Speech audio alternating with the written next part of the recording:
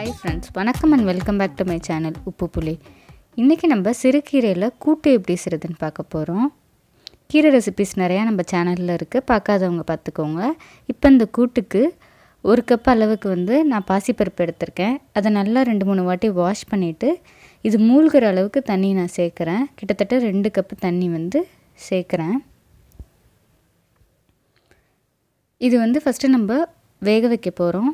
அது கூடவே 10 சின்ன வெங்காயம் பொடியாக நறுக்கி சேர்க்குறேன். சின்ன வெங்காயம் சேர்த்தா தான் நல்லாயிருக்கும். தக்காளி 1 கட் பண்ணி சேர்க்குறேன். பூண்டு ஒரு 4 பல்லு பூண்டு பொடியாக கட் பண்ணி சேர்க்குறேன்.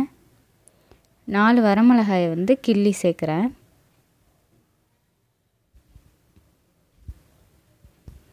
இப்போ இது எல்லாத்தையும் நல்லா கலந்து விட்டுட்டு இது கூடவே ஒரு 1/2 ஸ்பூன் அளவுக்கு நான் மஞ்சத்தூள் சேர்க்குறேன்.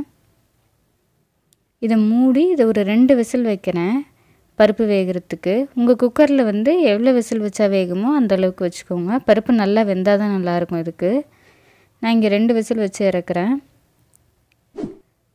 2 விசில் வந்ததுக்கப்புறம் பார்த்திங்கன்னா நல்லா வெந்திருக்கும் உங்களுக்கு பருப்பு அதே மாதிரி கொஞ்சம் அதிகமாக இருந்தால் தான் கூட்டுக்கு நல்லாயிருக்கும்.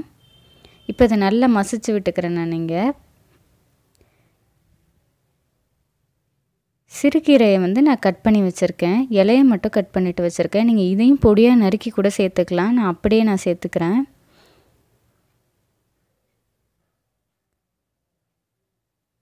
எல்லா கீரையும் நான் சேர்த்துக்கிறேன். இந்த கூட்டை நீங்கள் ரைஸோடு மிக்ஸ் பண்ணி கீரை சாதம் மாதிரி கூட சாப்பிட்லாம். எல்லாத்தையும் நல்லா மிக்ஸ் பண்ணிவிட்டு நல்லா கலந்து விட்டுட்டு கீரை வேகிறதுக்கு உங்களுக்கு ஒரு 5 நிமிஷம் ஆகும். 5 நிமிஷத்துலேயே வெந்துடும் கீரை.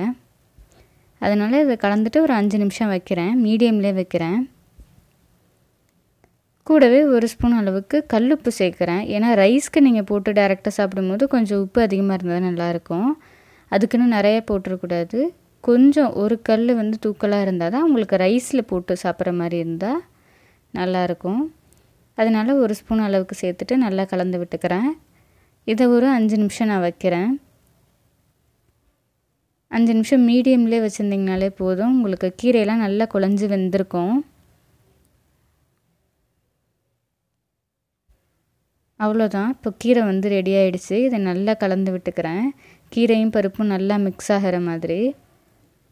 இப்போ இதை நீங்கள் டைரெக்டாக ரைஸ் கூட போட்டுக்கலாம். இதுக்கு நான் தாளிக்க போகிறேன். தாளித்து சேர்க்கும் போது உங்களுக்கு கீரை கூட்டு சூப்பராக இருக்கும் டேஸ்ட்டு. இப்போ தாளிக்கிறதுக்கு 2 ஸ்பூன் அளவுக்கு நெய் சேர்க்குறேங்க. நெய் சேர்த்தா உங்களுக்கு நல்லாயிருக்கும் தாளிக்கும் போது.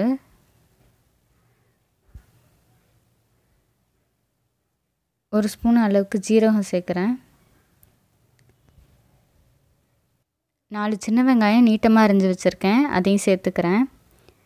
சேர்த்துட்டு வெங்காயத்தை நல்லா வதக்குறேன்.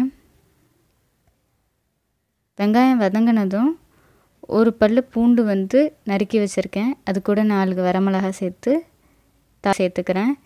இந்த ஸ்டேஜில் பெருங்காயம் சேர்த்துக்கணும். நான் சேர்க்குறத காட்ட மறந்துட்டேன். இப்போ அந்த தாளிச்சதை ரெடி பண்ணி வச்சுருக்க அந்த கீரை கூட்டில் சேர்க்குறேன். இதை நீங்கள் டைரெக்டாக ரைஸ் கூட கீரை ரைஸ் மாதிரி போட்டு சாப்பிட்லாம், இல்லை சைட் டிஷ் மாதிரி கூட சாப்பிட்லாம். அவ்வளோதான், சிறுகீரை கூட்டு ரெடி ஆகிடுச்சு. நீங்களும் இதை ட்ரை பண்ணி பார்த்துட்டு எப்படி இருந்ததுன்னு மறக்காமல் கமெண்ட்ஸில் சொல்லுங்கள். Meet you all in the next video. Until then bye bye from me. என்னோட சேனல் பிடிச்சிருந்தா மறக்காமல் சப்ஸ்கிரைப் பண்ணிவிட்டு பக்கத்தில் இருக்க பெல் ஐக்கானை கிளிக் பண்ணிக்கோங்க. அப்போ தான் நான் ஒரு வாட்டியும் வீடியோஸ் போட்டேன்னா உங்களுக்கு நோட்டிஃபிகேஷனில் வரும்.